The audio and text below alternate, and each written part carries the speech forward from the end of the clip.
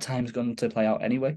And again, tying that into almost my human nature as a man of like, well, purpose and providing, tying that into the purpose and providing, it's like we will, if you're self-aware enough, you will know what makes you tick. So whatever makes you tick, build it in a way that helps with that. I know that providing for the people I care about, and being able to give back to the people that have, like we said before, about paying homage to the people who have come before you and who've put you in that position in the first place.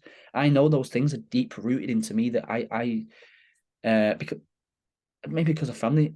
This is really interesting because it's making me think as well.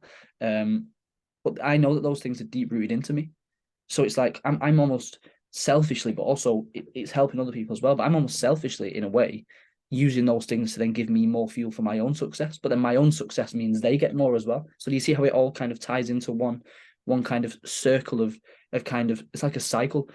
They get more, which means I get more. But then as I get more, they also get more, if that makes sense. Because as I build more wealth, they'll end up getting more anyway. And I'm using them for my fuel. So it's like a dance of, it's like an exchange, if that makes sense. Yeah, bro, that makes sense in a big way, bro. One of the things that I keep thinking about myself is Mark needs us to be successful as well, the same way as, he contributes to us, we contribute to him in a certain 100%. way. The more of us who can be successful, especially in the fund and using the strategy, is the more people that he can impact. So 100%. we need to be successful so that he can impact more people. So all these people that is impacting, let's say in the next couple of years, he impacts a good 10,000 people, 20,000 people on the fund and so on and so forth. That will not happen if we don't put the work in. If everybody's 100%. failing, if everybody's jumping in and out, it's not going to happen. He won't be able to scale that. So we need to put the work in just as much. And it's a serious thing, man. It's a very, very serious thing. Every time, when I start a new week, I think about my investors, and I don't think about, okay, these investors might have a lot of money or this and that, but I think about the impact that my contribution is making so that they can continue doing what they do. That's a very, very important thing. So I think that's very important that you put that. And also, you will know who a person is when they have money. I think that's a very, very important point. The thing that I've realized about the community right now is more and more genuine people are coming on, So when I look at a country, when I look at any type of leadership, whether it be a business or this and that, the people who are in middle management, people who are in management, or the people, employees, team members, and so on and so forth, will reflect the culture of the company. The culture of the company comes from where? Comes from the founder of the company. So you find that there's a lot more and more genuine people joining the community and staying in the community as well, and the ones that are not genuine, they will kind of trickle out, so that's another thing that I've been seeing, and I love having these conversations because the people that I've been speaking to are very, very genuine as well. They are succeeding because they are genuine people, and people can learn a lot from them, so that's one of the things that I'm seeing. I mean, even yourself, genuine in a very, very big way. The things that you're talking about are the things that you're doing. You're not just all talk, but you're actually doing all of these things that are coming out there, so that's extremely powerful, man. I also don't want to take a lot more of your time, but just to wrap it up, man, I just wanted to find out about, you've spoken about your routine, and I like to just find out what people are doing. I know there's things that we do that are the same, but there could be different ways that we do them, or so on and so forth. Or what is it? What puts you in the flow zone, first of all, and are you able to maintain whatever you do for the whole day, or do you start feeling like energy dropping, and is there something that you do should you feel that? So for me, it's very, like, it literally is just very simple. The morning and evening routine sets that up really well. So one of the things I've implemented a lot recently is meditation. Especially, as you can probably tell, I have which similar to a lot of, I suppose, entrepreneurs and traders and so on. We're all similar in that sense. Very fast minds. We can we can kind of operate with a lot of things going on, which is a positive. And even again, going back to Mark's openly said that he had to close down a few businesses for the sake of being able to focus in a sense. And again, that's a lesson because he's a multimillionaire he's humble enough to say that. So as a morning routine, it's very, very simple. And this is me in the flow zone, but there's little intricacies that make the difference. So as soon as I get up, like I'll go into the bathroom. I always, like, one of the things when we meet in person, you always know I always have a bottle of water with me. Always. It's just a very niche thing. I remember I heard Grant Cardone say that if you see him, he always rolls with a bottle of water with him. And he said, and he learned that from one of his mentors. He said every time he's seen him, he'd have a bottle of water. And then he'd ask why, and he said, when you're hydrated, you think clearly, you operate better. So I'll always have a bottle of water. I'll go straight into the bathroom. I'll have my bottle of water, and I'll do my teeth. I'll obviously do my teeth straight away. I'll go downstairs and fill my jug with ice. For my ice face plunge. I've stuck with that all the way since the start of February, and that's been I love it. I really do enjoy it. But here's a little niche detail, which again I notice the difference if I don't do this. So obviously my laptop that we're on now, I will take that in and put either like super focused like alpha state music, some meditation music, some like Tibetan type music, like chakra cleansing music, just gently in the background. And it's so crazy how if I don't have that on, it changes. It's weird. It really is strange. I'll still be in the flow, but it's like, again, I've not picked up my phone at this point. Clearly, I've picked up a screen with the laptop, but I'm literally just going straight to YouTube and putting that on. And just as I'm kind of like, say, doing my teeth, and I'll go down and get the jug. As I'm doing the ice face sponge, I can hear like the like in the background. It's strange how it's like synchronizing like my brain activity. It's just like calm, especially after like a stimulating ice face plunge. As soon as I finish the ice face plunge, I turn around and get in a cold shower, like a real, like almost a freezing cold shower. And again, that's like, it's funny watch how it contrasts. I'm stimulating myself, but then I'm also cooling myself down with the alpha state music and so on. So it's like stimulating my mind and getting myself ready, but also regulating my thoughts at the same time. And again, little niche things while I'm doing that cold shower and the face plunge, I'm reaffirming my affirmations to myself. I'm telling myself that this day is going to be a productive day, no matter what the day brings. And I'm grateful for this day. I'm grateful to be, again, it's always going back to like not over gratitude, because I think over gratitude can make you comfortable, and too much comfort isn't good. But I'm just grateful to be breathing. I'm grateful to be alive. Like what a day! Like it's beautiful. Whether it's raining outside or sunny, I'll open it and appreciate both. I'll open the window and just, this is like what a day is today. So all these things are factoring in. This is within the first 10 to 15 minutes. I'm just getting control of my thoughts. Then the cold shower's done, the face plunge is done. Obviously, I've cleaned myself. Then I'll obviously wash my face, blah, blah, blah. I'll come in this state now. I've still got the alpha state music on because my mind's now ready and it's sharp and it's stimulated just from doing that. I'll then I'll then do my morning forecasting straight away. Sit down, monitor laptop, morning forecasting. As soon as that's done, I'll then get into 20 minutes of meditation. So overall, the whole process with the forecasting as well takes probably around 45 minutes to an hour. So I'll do my morning forecast, usually takes like 10 to 15 minutes, obviously at the current experience level. And then I'll do a 20-minute meditation. And again, it's just resetting. I now know that I'm in a better state to manage whatever comes in this day. It doesn't mean I'm going to be perfect. It doesn't mean I'm going to be able to handle everything. But now I'm just calming down. So again, I used to do all of this without the meditation after, and I was still in a very good state of flow. So I used to do the cold plunge with the alpha state music, the cold shower. But when I started adding the meditation in, it's almost that kind of signal to myself that I have now took control of my first part of the day, managing my first part of the day. And then, to be totally honest with you, it does sustain throughout the day now, because obviously I've built it so, like I've again worked on it so much, and because I don't consume nonsense throughout the day, I'll be constantly listening to podcasts. I'll be very mindful of the music I listen to be totally honest with you. Nothing that's kind of too kind of energy sapping. I'll just, everything's about control. And here's the caveat to kind of go into that. I almost, and I've said this to a few people, but I've never said it on like camera. I almost see it as like an alter ego version of myself.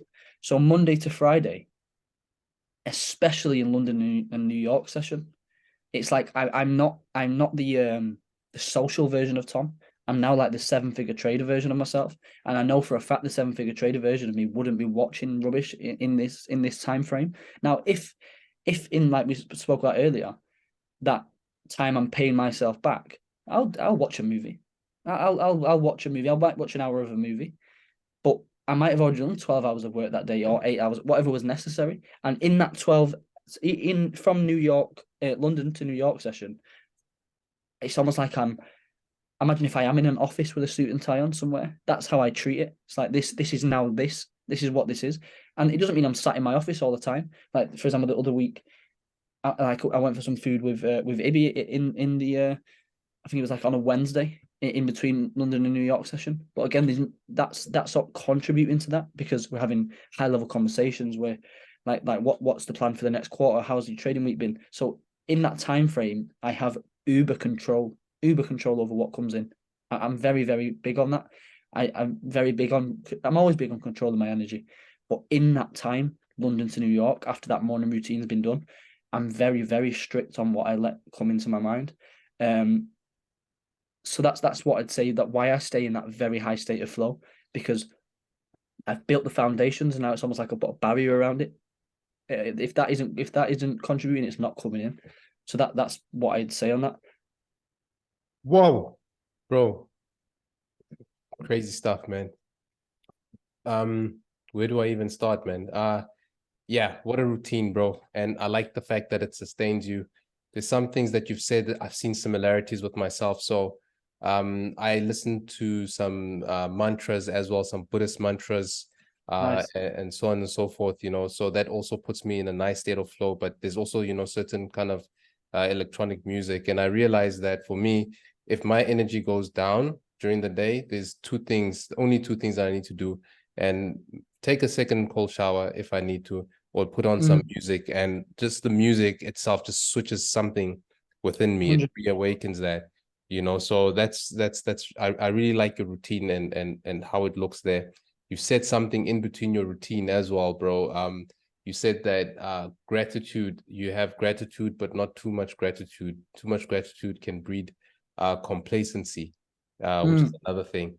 And I just want to touch on that a little bit. But before that, and this is also something that I do a lot, is be careful of what you're consuming. You know, consumption really creates who you are. It programs who you are. You know, don't just have music playing that's random and it's actually condemning you and not uplifting you, you know. So I don't remember the last time I watched a movie. I keep wanting to watch something, but I just don't even have the time to, or it's not a priority for me anymore because I have to really think about what is it I'm going to watch. Although Rewired resources have made that a bit easier. If I do have some time to watch, I'll watch something there.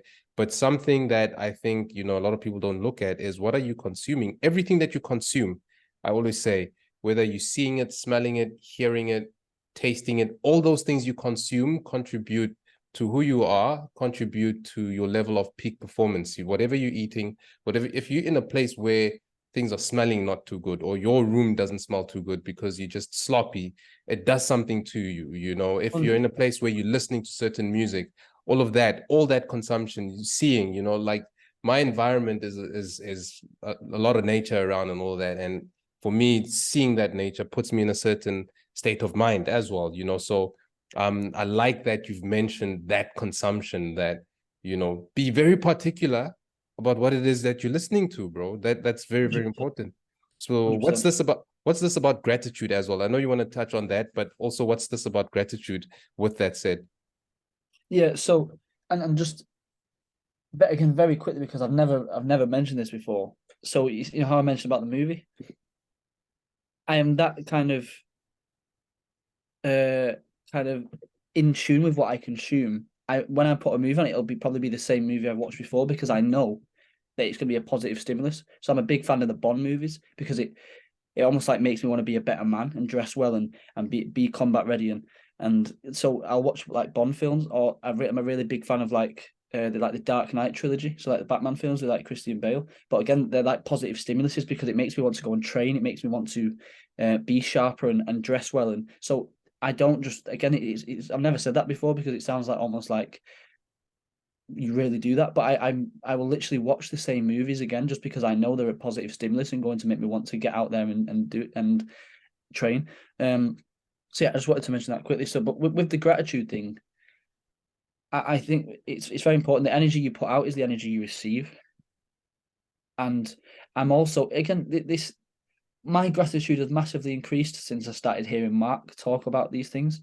And I'm very, very aware that, like, even something as simple as if I saw someone who was maybe not as physically able, maybe like may have a disability, I just feel so grateful. It's like, thank you, like just thank the world, thank the universe, God, whatever you believe in, that I just feel blessed to just be in this experience. I heard Tate say something very, very, very powerful. He said he wants a what did he say? He basically wants an incredible life, and but he doesn't want it to be only a good type of incredible. He wants to take all experiences of life and just have an unbelievably like incredible experience. And I'm the same, so I'm grateful for everything. I try and put a gratitude spin on everything because it's like, thank you, because what's that going to teach me? That's unique to my experience. I am who I am now because of the experiences I've had, as we all are. So I'm just grateful. It just puts things into perspective because as I'm now, even before I scaled up, but as I'm now scaling up, of course I'm grateful. Like I'm in a first world country. Okay, growing up, we didn't have wealth, we didn't have these things. But again, I'm very aware that for example, the USA, England, these type of countries, our poverty is nothing compared to other countries' poverty. Our poverty is probably they over in other countries, as you like you will know, it was like they would die for our level of poverty. So I'm just very conscious and aware of the environment around me. I think it's a lack of entitled mindset. I mean, in a positive sense, I'm not an entitled person, which again is a blessing. That probably comes from my dad. He's a very kind of old school man in that sense. He's very, very like old school type of man. So like you get what you kind of work for in a sense, and also be grateful for what you've got, but also not too grateful, like I mentioned. So it's everything again kind of mixed in because it's like how can I not be blessed? How can I something could happen today? God, like it's just God forbid someone could scratch my car. What a first world problem that is. What a first world problem that is. Like that, oh, I've got to now go to the garage and withdraw some of the trading profits from a skill that I've learned to go and sort my car out. What a first world problem that is when there's literally children who are scared that they're never going to see their parents again or scared that they're going to get killed themselves. It's just, and I started to become more in touch with this when I heard Mark say it more, and I started to like actually sit and think, just don't be a bitch. Basically, that's excuse my language, Rob, but like that's the only way I could explain it. It's just have some again as a man of purpose. I've kind of you probably tell I've built this image of myself of where I'm a man of purpose. So again, it's bigger than me. It's a lot bigger than myself. I mean, my drive and my why. As a man of purpose, I couldn't imagine sitting there and just complaining about such mundane things. So I'm just grateful. I can hear that. I can literally hear the birds now as I've got my window slightly open. It's like as a place of gratitude, like I've got able hearing. You know, I'm not as of yet. I'm not deaf. I can hear. I can see. I can smell. I can feel. You said before about smell. This smell is one of the most powerful senses we've got. I literally before this every morning I'll obviously have a shower and then put on some nice cologne, nice aftershave, and it's like I can smell it and it's just like it just uplifts. So again, not to get too kind of spiritual and like hokey pokey on things, but there's so many things to be grateful for in my environment, and I'm just grateful for every experience because it develops me into the man I'm going to become. And as the money in this accounts increase, I'm also very mindful of developing my character as a man. And the only way that can be done is through different experiences and being grateful for every experience and taking the lessons from all of it, if that makes sense. So that's kind of my answer on that. It's many things kind of revolving around itself. Bro, crazy. My bro, that was incredible. Thank you so much for the chat. I feel like we can probably go on and on and on and on, but let's save it for another time, bro, because there's a whole lot more that I think that you can say and that you can give as well, bro. So, but thank you so much. Thank you so much for your time, my bro. No, I enjoyed it thoroughly.